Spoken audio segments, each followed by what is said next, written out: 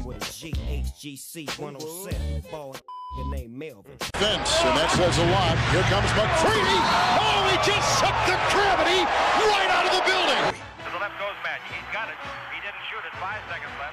Magic down the middle, just what I thought. A hook shot at 12. Good! Would be 18 for 20 from the line and an 81-point game. 55 in the second half. Ladies and gentlemen, good things will happen, not just within scoring, but then also it open up. Oh, man! Hello. 3 seconds left. Cleveland triggers in. James, 2 seconds. 1 second for the win. LeBron James delivers.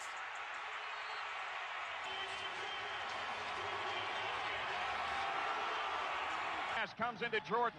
Here's Michael at the foul line. A shot on Elo. Good! The Bulls win it! They win it! YouTube, what up? It's your man Melvin here. Leaving my homie crib right now. And I had a little bit of time before I got there to think about this, but now that I'm leaving, I can fully think about it. Let's just get straight to it, guys. Magic Johnson stepping down from being being president of the Lakers. Other things I saw is that he also did not tell Jeannie Buss before he was going to do this.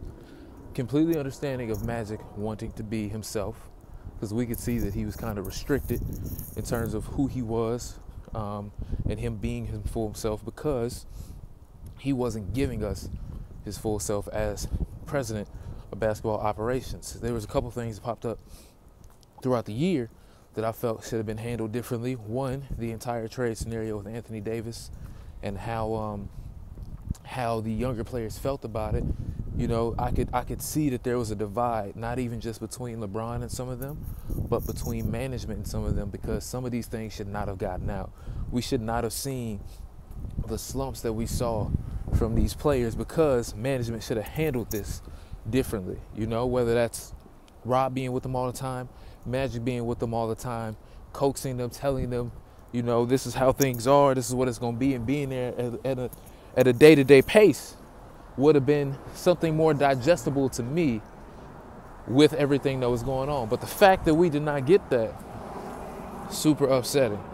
Now, I also saw some news that the primary reason is that, you know, he couldn't be himself. Magic, I get that you want to spread yourself, you want to be the big brother to everybody and everything, but you knew what this job was when you signed up for it, homie. And it's kind of disappointing in a sense that this is the way in which it turned out to be. Like, we had very high hopes. In addition to that, you came in, traded away D'Angelo, became an all-star at this point. I get he might have needed a hard reset after everything that happened. I still want the best for him, even though I'm a Laker till I die fan, I'm going to support him. But, you know, traded away a future all-star. Traded away Zubac straight up for some bullshit. We all know that. Zubac should not have been traded at all, especially after how well he played against Golden State. We needed a big. Every team that LeBron has been on, he has always needed a big with him, a good big, a big that can roll, a big that can play a little defense. Yeah, Zubac might have some slow feet here or there, but he was developing. He's still mad young, bro. And now you just... Anyway, I could talk about that forever. We had the whole Luke Walton situation. You know, is Luke going to be fired? Is Luke not going to be fired? And now they've been thinking that they're going to have been fired for so long, and now you step down. So now everybody going to be confused. I'm sure even LeBron, like, bro, what the hell is going on now? But now this just brings me to, if this is what's going to happen, I'm not going to reflect so much on, yo, this is some BS, because we know that it is. But, you know, because I know he talked about, you know, I want to work with Ben Simmons and I want to do that. All right, Magic, this ain't cut out for you. Cool. We're going to cut our losses and keep it pushing then. So here's what we got to do. First of all, you need to go tell Jeannie to her face what's up. Because if you actually did not tell her before that press conference, that's some BS as well, bro. That's not okay. That's not cool whatsoever. Especially for her to have to stuck her neck out for you, defended you, did all of this. And then for you to do this, that's not cool, Magic, at all, man. So in terms of moving forward, Rob got to go. Rob got to go because we already see people around the league don't like dealing with him. And unless he really finna be on this job, I'm not questioning his commitment to it.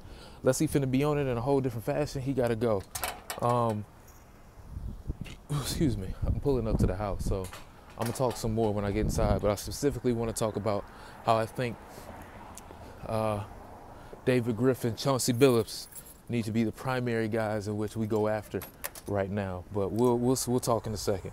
All right, y'all, we are back right here. Just eating a little bit of food, and wanted to watch the full press conference that Magic Johnson gave before I said anything else. And I know I said I just wanted to like kind of cut and move on. Let me just hop back into everything that Magic has said now that I've been able to digest it. And it just shows in his press conference, and again, I don't want to disrespect Magic in any way, because obviously Magic is a Laker legend for life. But it just shows that Magic could not cut it in terms of being the basketball president of basketball operations. He couldn't, and it's not because I don't think that Magic couldn't do a decent job if he was fully committed to it, but I think it's unfortunately one of the things. Let me turn this a little bit more. There we go. I think it's unfortunately one of the things where Magic was not fully invested. Magic is still like he said, he's got a great life outside of basketball. So for him to have to come in and accept the stresses and the daily grind of what it would take to be a top level president of basketball operations within an NBA franchise, it's not a stress that he would want to take at this point in time. And you know what? Magic, you've done enough of your life to not really have to deserve that. Cool. You go ahead. We can cut our losses. You can still go be the Lakers ambassador, one of the best Lakers of all time, one of the best players of all time. Go ahead and do your thing, bro. Appreciate it. But as a Laker fan and as somebody that now has to deal with everything that's going on, I'm just not happy, guys. Just not happy, because it shows a type of dysfunction that we don't really need. We need cohesiveness and we need togetherness right now, and this is not showing it. Even from the fact that, like, while I don't take a lot of what Magic said incorrectly, the fact that Magic came out and said, I haven't even spoken to Jeannie because I would have cried in front of her. I'd rather you cried in front of her and then we sent out a fax or something, or a tweet saying, hey man, I'm no longer going to do this, rather than coming out and doing this in front of the game while the Lakers are playing right now. That's not something that I would want to have happen. So that's very disappointing. All right, now that I've gotten all of that out the way, let's talk about what's next. Rob Pelinka got to go. Not even so much because I don't think Rob could do a good. I honestly don't know. Rob hasn't had enough real time, and Rob probably needs to go sit around some other people first and learn some more, because this is a very high-ranking job, and a lot of scrutiny comes from it. So I think if this is something like the Orlando Magic where he can learn on the fly, cool. This ain't it, bro. So you gotta go, unfortunately. So that means we completely clean the house. Obviously everybody right now is throwing out Jerry West. I would go throw the bank at Jerry West to be like, bro, come on home, fix this up for us real quick, right? You helped Golden State turn around, did the same with the Clippers. Come on, bring it back to La La Land over on this side, and let's figure this out. If not Jerry West, I'm looking at David Griffin, because he has a good relationship with LeBron. He's got a good relationship league-wide, and I like the different I like what teams he can build in terms of what's going to complement LeBron and be able to move forward. I also like Chauncey Billups' name out there as well. I think Chauncey Billups could come in and also do a relatively good job because of how well liked he is and because he understands the rules. He's interviewed for a lot of jobs. People have spoken nothing but high praises about him. I think he would also do a fantastic job. In terms of coaching, y'all know I be banging on Luke Walton all the time in terms of like what his lineups and his rotations and everything end up being. I do have to give Luke his credit and be like, yo, even when LeBron was hurt, the team was rolling for Lonzo ended up going down, and everybody started missing different amounts of times.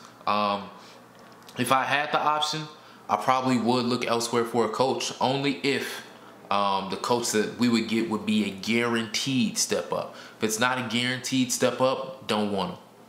Don't want him. So unless we can get somebody, man, I don't even know.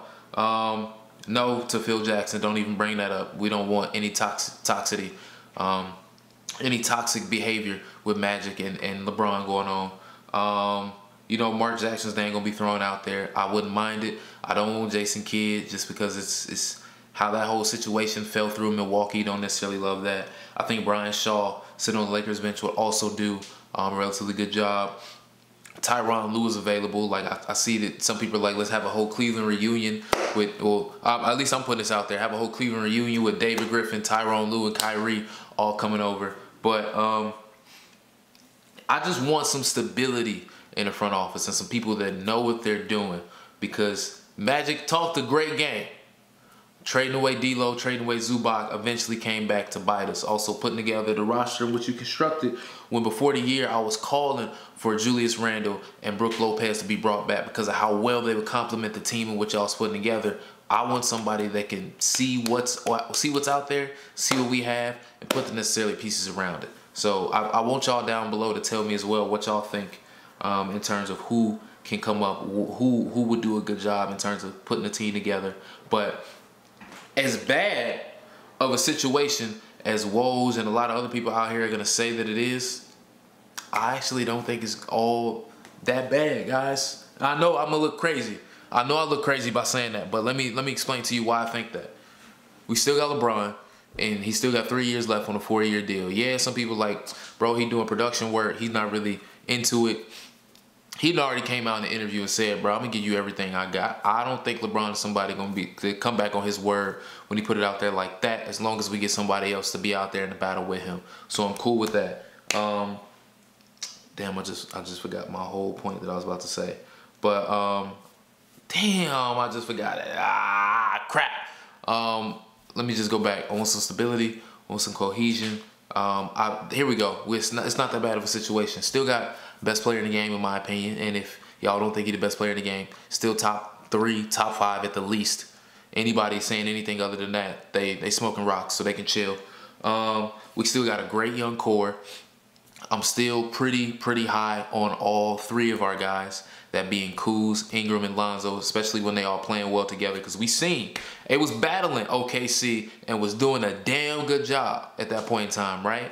So I still like that in that aspect, even though I wish Zubac was still around. In terms of everybody else, I like Rondo for what he can give in terms of being the backup point guard, and what JaVale McGee can give. But if I can get upgrades over them, I'll definitely take that. As long as I keep my LeBron and my young guys, everybody else can kind of move around, and we'll see what's up. In terms of free agents, obviously, let's take a meeting with Kyrie and see what happens if Kyrie's still going to give us that meeting after this news is broken. Take meetings with everybody that you can get. Obviously, we don't need to go out swinging, missing like we did with the whole Stade Dwight Howard thing. But at the very least, guys, at the very least, I would not mind bringing in a Jimmy Butler, who is going to be that mean, gritty guy that's going to get up in everybody's ass when it's time to.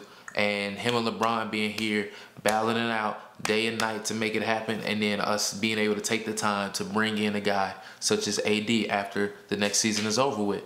I wouldn't mind that. I wouldn't mind that whatsoever. And I know some of y'all might look at me like I'm crazy for saying that. But if we need somebody that's going to be a rock, it's going to tell it like it is. It ain't going to take no bullshit. That's going to be like, hey, you not doing your job and you need to get on your job, my nigga, and get this done. I want Jimmy Butler in there to come and do that, because that's the type of guy that I really like in terms of, he might rub you the wrong way in terms of telling you what you need to hear, but ultimately it is what you need to hear for the team to be better. And at the same time, he wants you to tell him the same thing. And I want our young guys to be able to get some of that. I think that's some of the stuff that from this season, I want them to be able to take away, to be like, you know, I ain't taking no mess. I'm going to stand on my own 10 toes just like y'all will, and we going to battle this out together, and we going to make it happen. So, you know, I wouldn't mind that, bringing in an AD situation. If my dream would be to get Dame Lillard, but we'd have to give up some young pieces for that, so I don't know what's going to end up happening with that. I doubt it's going to happen, because I doubt Portland ever trades him.